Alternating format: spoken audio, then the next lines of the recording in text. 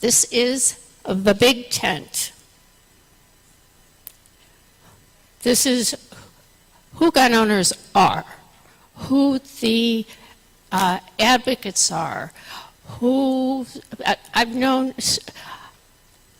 so many of you for so incredibly long. I don't want to say how long, but so pleased, so very, very pleased to have you all here and to spotlight you. And you notice you're not sitting, but Cheryl has, yes, you are. Cheryl has fun things.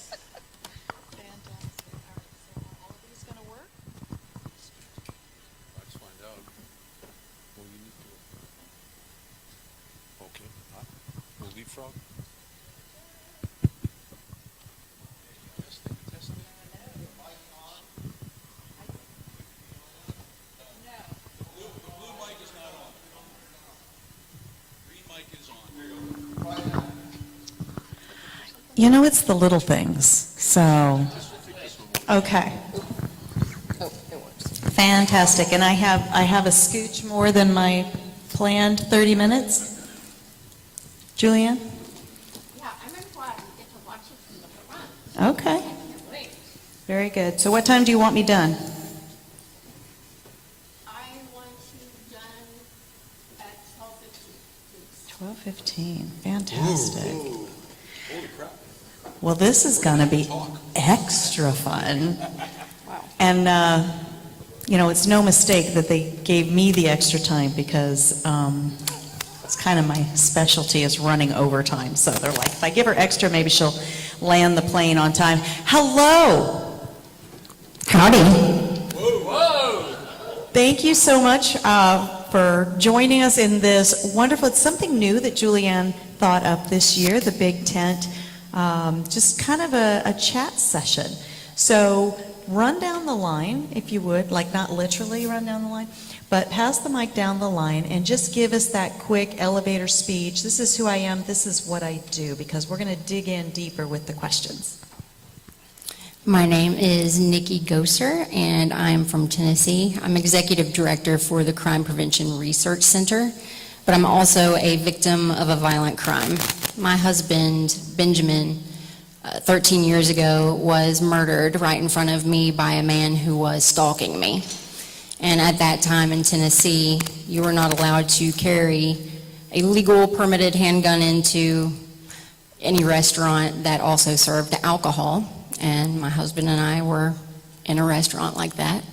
And I followed the law. I left my handgun that I normally carried for self-defense locked inside of my vehicle that night.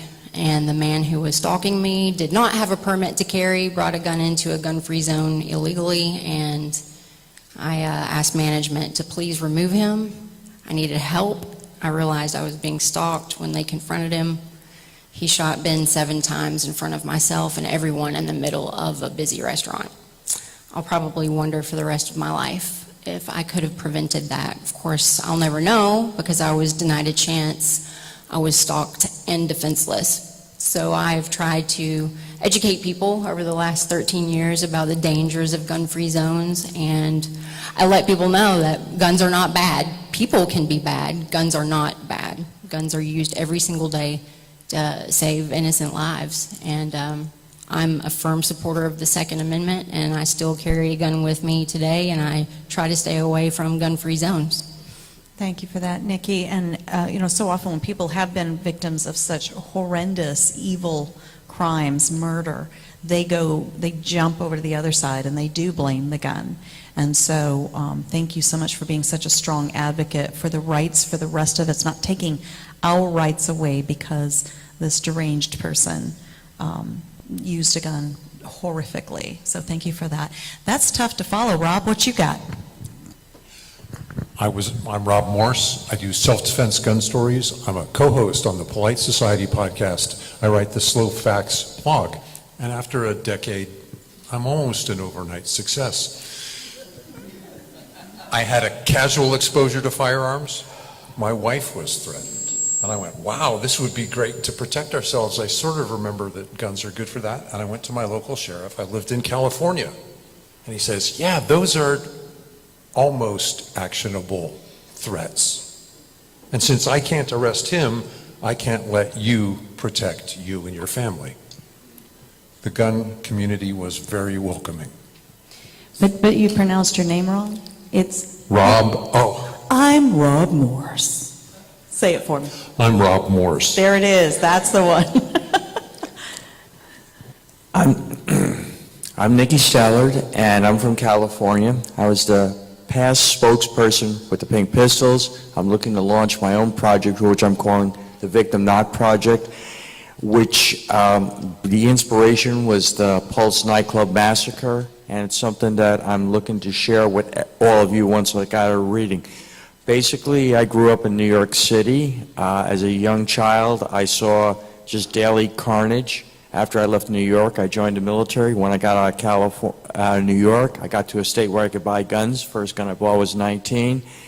I've been kind of a fly on the wall, but always been involved in things. When I did change and I switched and went from Neil to Nikki, I noticed that, oh my God, there's a serious problem with violence against people like me.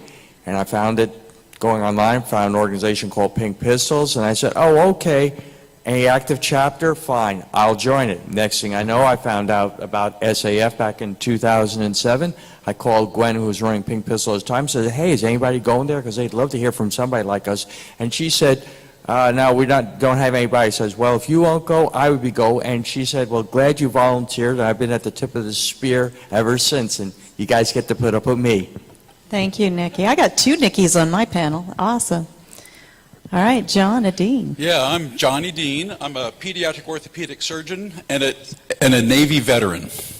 I hate gun-free zones too. Okay, that's why I'm here, because my hospital still has all the stupid 30-05, 30-6, 30-7 signs, and I cannot carry in a place where I work every day for hours and hours a day. I can carry a knife, I can do surgery, I can invade people's bodies, but I can't protect myself, my patients, or my colleagues because of the laws in Texas, which I am still working on trying to change. The other thing is the corporate structure is such that the attorneys just say, well, look, you've got your signs up, you're protected, which is, as we all know, is a bunch of crap. And I've written articles regarding gun-free zones in hospitals and also about terrorist attacks against hospitals worldwide. And those are on drgo.us. I'm also a membership director for Doctors for Responsible Gun Ownership. Fantastic. Thank you. And last but not least, Charlie Cook. My name is Charlie Cook. I've got a YouTube channel called Riding Shotgun with Charlie. I drive people around in the car as we talk about firearm stuff. And I'm trying to take the stagecoach across America. Before I started that, I made videos playing the trumpet with one hand and shooting a gun with the other. I got about 300 videos on YouTube, and they've been watched well over 20 million times all around the world. Fantastic. All right. I want to start with why you, and I'm going to go right back this direction, starting with Charlie. Why you and not someone else? That's a great question. I've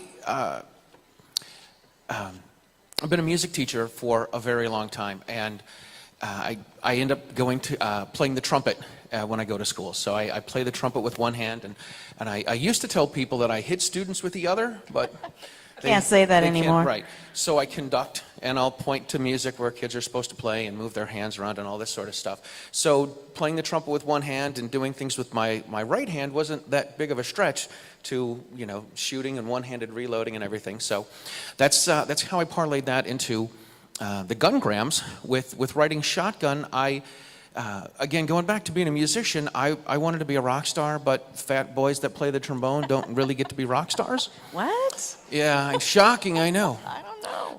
So I would watch Carpool Karaoke, and I would see James Corden driving around all these rock stars and laughing in the car and having a good time. And I said, you know what?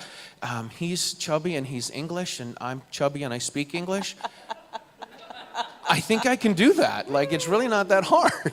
And I discovered at one point that my kids would open up a little more with me if we could have a conversation in the car and they wouldn't look at me. So I said, I'm going to parlay this into something. And I was a gun instructor, and working on presentation skills and making videos and stuff. So I said, I'm gonna parlay this into a show, and I'm gonna call it Riding Shotgun, and I'm gonna be driving and talk to people in the cars we drive around. So ridingshotgun.com was taken, so I had to take Riding Shotgun with Charlie, and that's how I started it. Perfect. All right, John and Dean, why you? Why me? Why you? Why not Why me? me? No, it's because if I don't do it, who the heck else is? Amen. All right? People ask about, how could you be an orthopedic surgeon and operate on little kids? It's because I'm damn good at it, and why would you want somebody who sucks doing something to do it, right? Good point. So why me? I love to stir the pot. Okay? I did not know I that poke about the you. bear. Yes, I did. I do all the things that everybody else is afraid to do. I love it. That's why me. I love it. Nikki, Why me? is it off again? Why? Just talk to. Why me? Why not me? The rule is what I call the rule of Sean. Somebody, everybody, anybody, nobody. Any of you guys hear that? Somebody, everybody, anybody, nobody? The rule of Sean. Reality is, if not me, as John would say, who? And you don't have to be perfect. My thing is, I will run forward, and if somebody wants to come up, run along, pick up the spear, I'm more than happy to do so. But in the meantime, I will lead until someone wants to step forward and lead for me. But all of us, we don't have to be perfect. We need to have passion. Just do it. You'll grow as you learn. Fantastic. Rob Morse. Rob Morse. I got paid for decades to have an imagination. I was in research and development. I made new products. And then I'd read through the news and go, man, I wonder if that horrible story would have been true in San Diego if that person was armed. So I started collecting it and did an article, unarmed victims of San Diego. And then when I moved, well, I started writing, and I found this amazing culture. And you guys have stories that are inspiring. You inspired me. I figured if I was as awestruck meeting this group, so would other people. So I started telling your stories. And then I realized, not just your stories, for every one of you that's in the seats, there are thousands that should have been here. Dean's a writer. You and I will never run out of stories. Nikki Goeser. So after my husband was murdered, I went through a really horrible time. As anyone can imagine, I was pretty depressed. And I just remember thinking, I don't want this to happen to anyone else. I don't want anyone else to be left defenseless. And I remembered Susanna Hupp's story.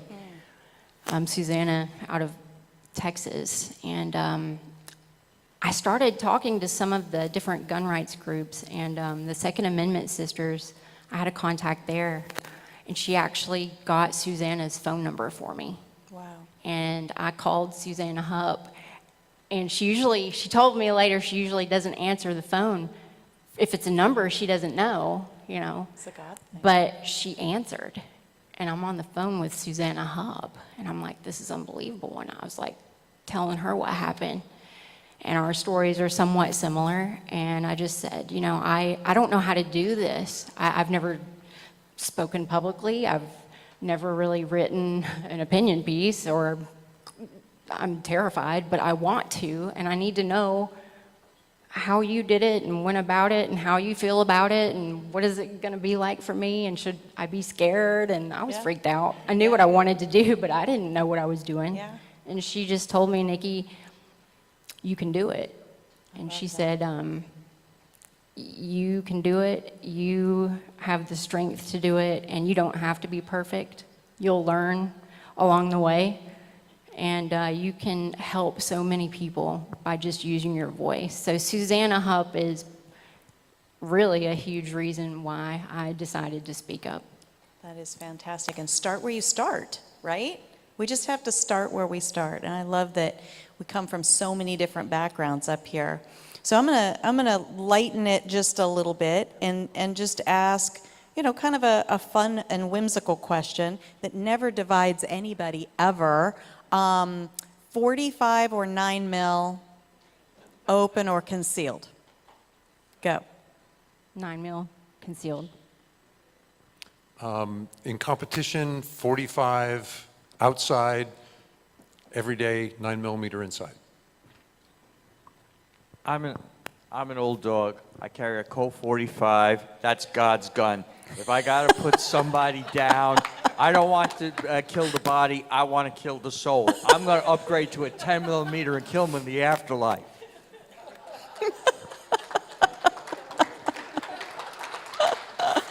Don't As mess for with me, Nikki.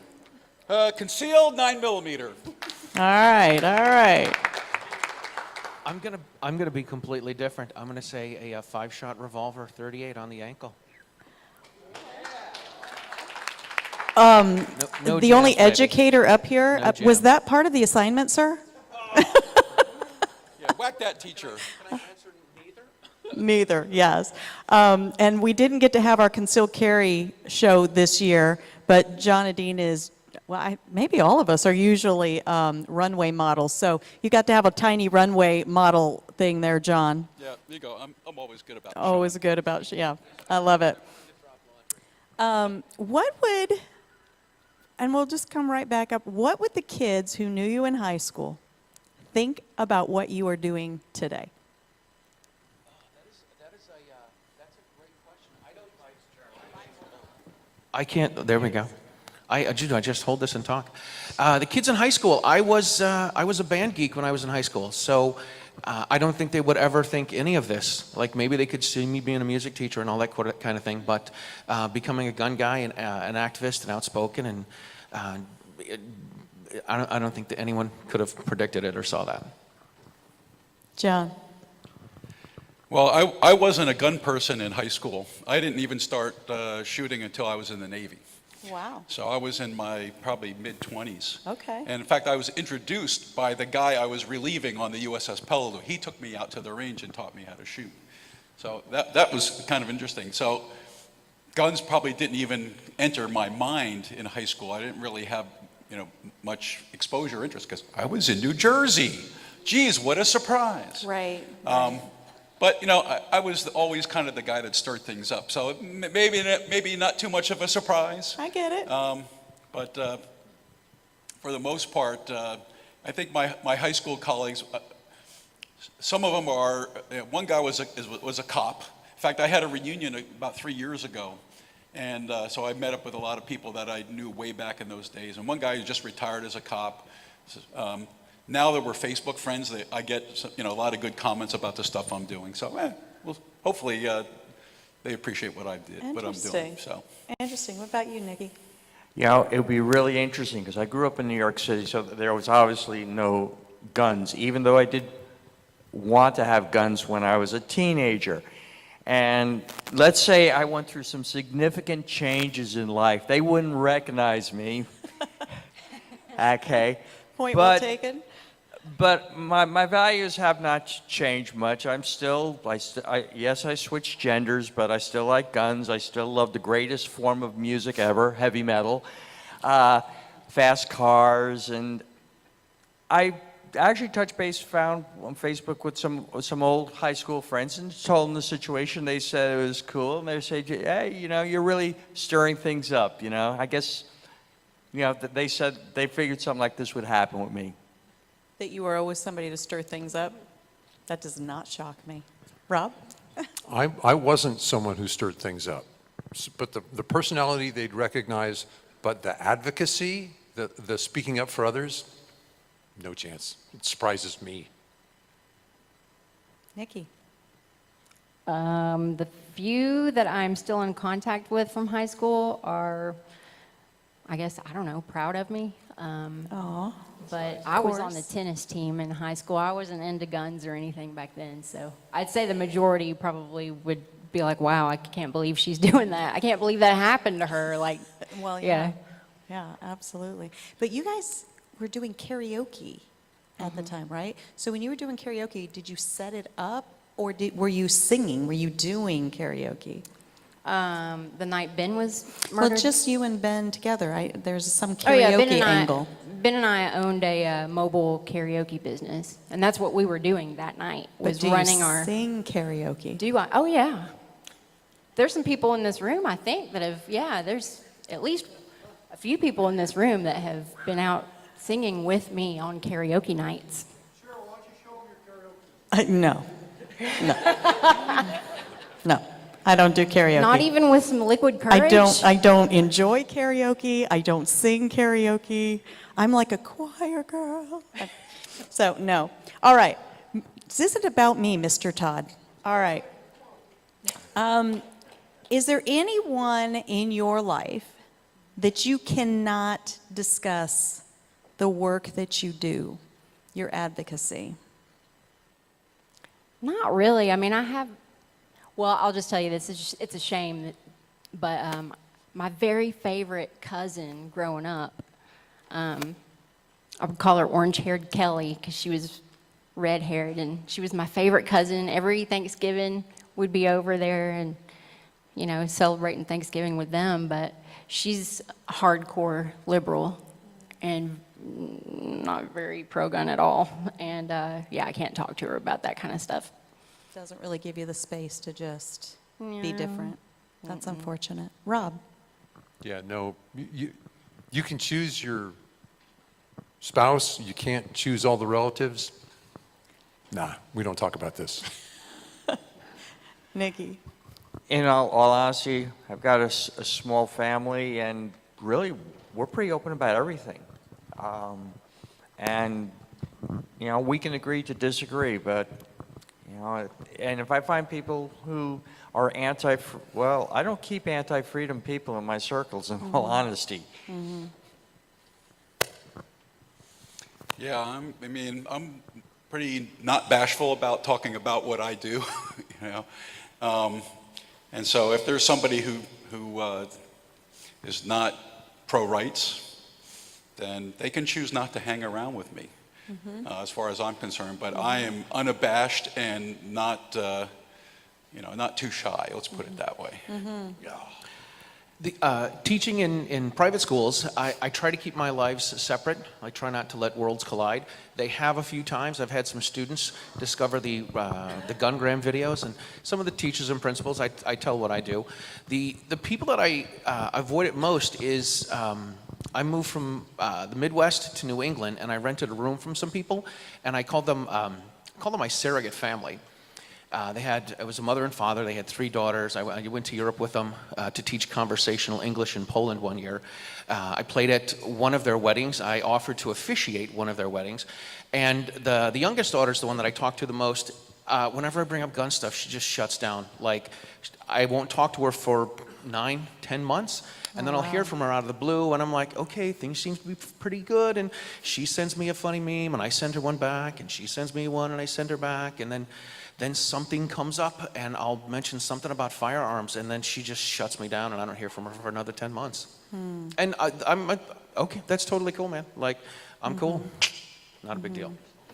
All right, I have 2 important questions to get through in the next 10 minutes. So, the first one, I'm going to start with Charlie. What has been your pinnacle moment in your advocacy? And since I have been on riding shotgun with Charlie, if you don't mention having me in your car, it's going to hurt my feelings. Right. What about me? So a couple weeks ago, a couple months ago, I was in Detroit for Rick Ector's event, and I I've was never sitting been with to Rhonda Detroit, Izell. so this isn't about me. No, Okay, this I'm leaving. this That's is good though. So I'm sitting with my daughter. I'm sitting with Rhonda Izell and another gal from the Illinois DC Project, and Rhonda's like, "Hey, when are you going to have me on the show again? You know, I made you famous, and I know you've got another show that you're doing with somebody else. When are you going to have me on the show?" And I looked at my daughter. I said, "Sweetheart, never have a show, because when you have your friends on, or if you don't have your friends on, they're going to want to be on, and then when you have them on, they want to be on again."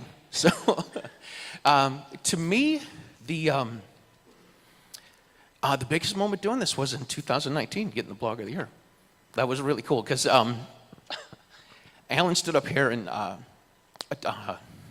talked about bloggers and, whatever, the new media that we use. And he said the blogger of the year is Charlie Cook, writing Shotgun with Charlie. And I was like, oh, I ran on for 2 days. I'm like, blogger of the year. Didn't write a word, because that's how I roll. So that was something that was amazing for me. Absolutely. Fantastic. John, what's your pinnacle so far? Because none of us are done, right? There's Yeah, gotta be more I mean, pinnacles. there are so many. Yeah. I mean, the first year that I spoke at this conference, I had to follow Masad Ayub. So I don't know if that's a pinnacle or a valley, because as you guys have heard, that man can speak. And I'm pretty much a rank amateur when it comes to speaking to large audiences. Nice. You know, I got the Making a Difference Award from the Polite Society podcast. That was a pretty nice thing to get. And then getting my article about the terrorism against hospitals published in Concealed Carry magazine. I thought that was pretty cool too. And you can find that at drgo.us and all the other stuff I've written too. I like how you did that. How do Well you like that? done. Yeah, Nikki, pinnacle moment. What I'm going to have to say is a series of pinnacle events, and here's why. In California, I met Peter Quo, who's the deputy vice chair of the Republican Party. And because I got him shooting, I built a relationship, and through him, through a domino effect, I got to meet Senator Rand Paul, Senator Mike Lee. It opened up the doors. I met up with Congressman Kevin McCarthy, who, because of California redistricting, is now going to be my congressperson. And I've got a big plans. So I'm still climbing the mountain. Love it. Love it. Rob. My pinnacle moment was sitting right over there.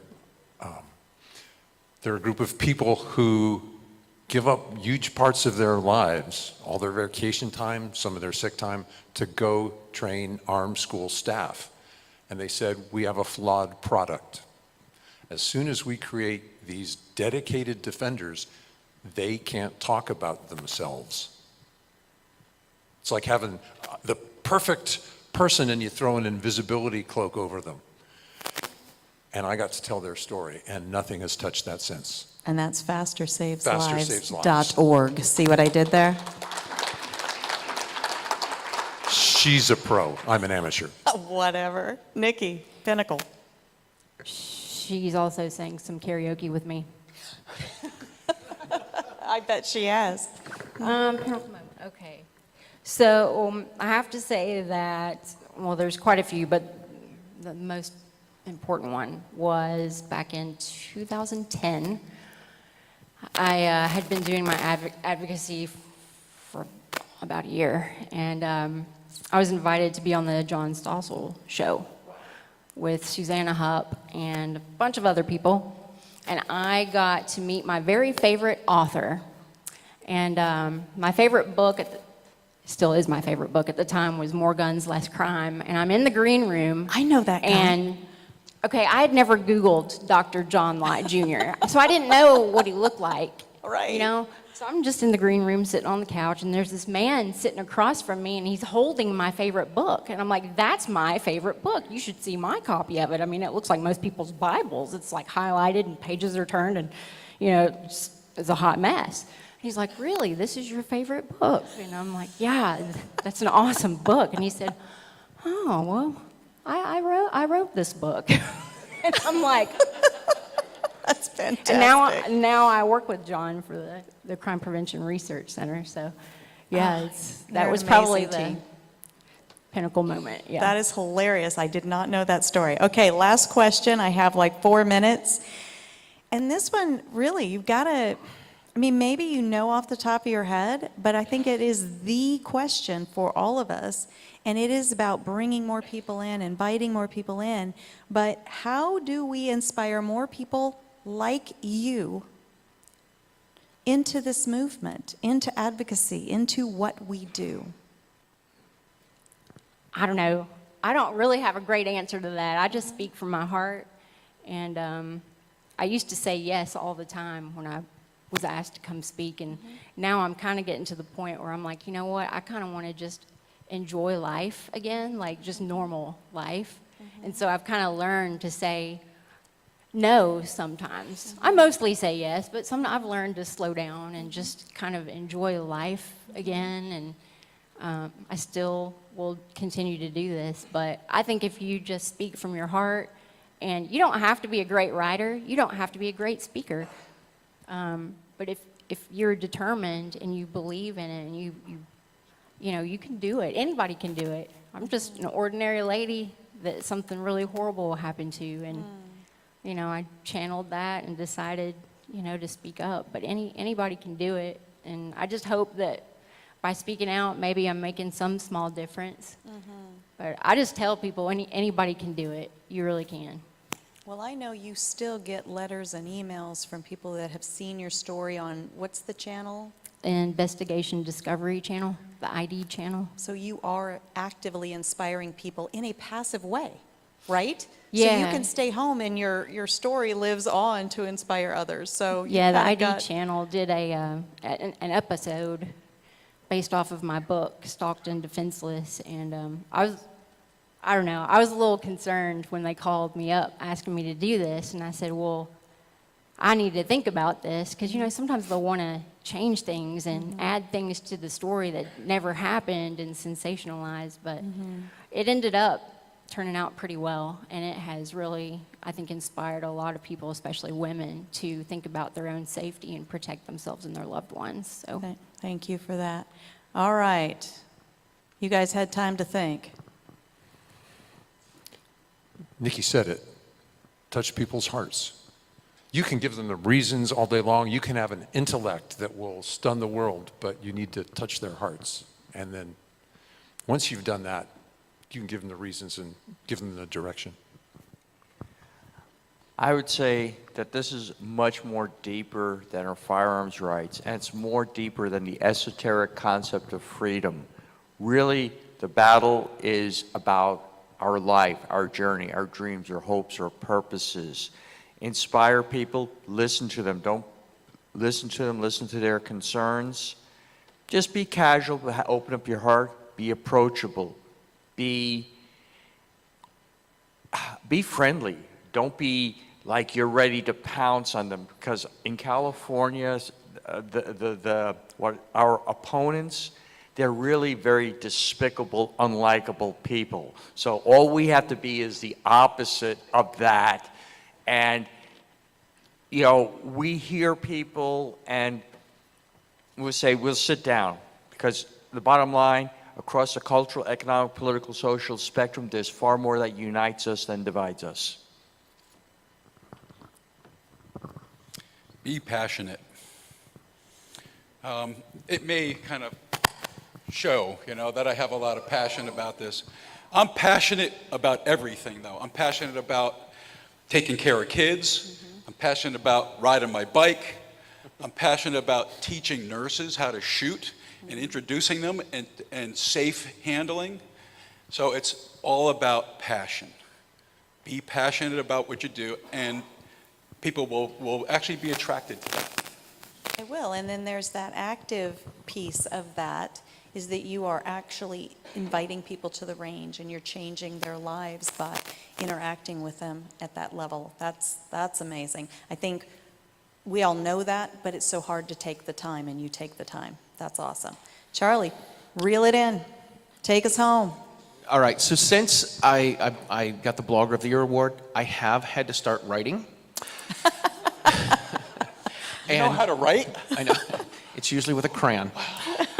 But I have had to start writing, and so I write descriptions for the YouTube channel, and they sometimes get on Amaland, which is great. But one of the things that I do is I have 4 or 5 sentences that I call favorite quotes from every story. And these are the things that people say that impact me. And I tell everyone, I said, we're getting in the car, we're going to talk about you. I want to make you look like a rock star. That's what my game plan is. And I say, when you say something deep and profound, I'm going to zoom in on the camera when I edit it. And they say, well, you're never going to zoom in on me. And I say, I'm going to. You're going to say something that's going to mean something. And this is what I want to get out to people. I love it. You never zoomed in on me on my episode. I'm just gonna. So, in my own defense, I didn't know how to do that with the editing software. That's what they all say. Anyway, thank you all. Huge round of applause for our amazing panelists. Let me get a selfie before we leave the stage, and then I will pass it over to Juliana. Thank you all. Do we want to tell everybody where we can be found? As a matter of fact, on my show, I would do that. So, yeah, run right back down the line. The reason she didn't is because Julianne's right here. You can find all my stuff at Writing Shotgun with Charlie. One of the new things that I am writing for is Writing Shotgun with Charlie, and that is on the Armed Lifestyle magazine, which is a new publication. So check everything out at Writing Shotgun with Charlie. Awesome. You can find my stuff at drgo.us. Also, we have a matching service for doctors and patients called 2adoc.com. Right now, I don't have websites up, but you can Facebook me at Nikki Stallard at facebook.com. Personal message for those of you who are in here. You can walk up to me before I take off today. I write at Slow Facts. My podcast is Self-Defense Gun Stories. And you can find me at the Crime Prevention Research Center, crimeresearch.org, and my website is stalkedanddefenseless.com. Fantastic. Thank you for reminding me of that, John. I appreciate it. All right. Quick picture.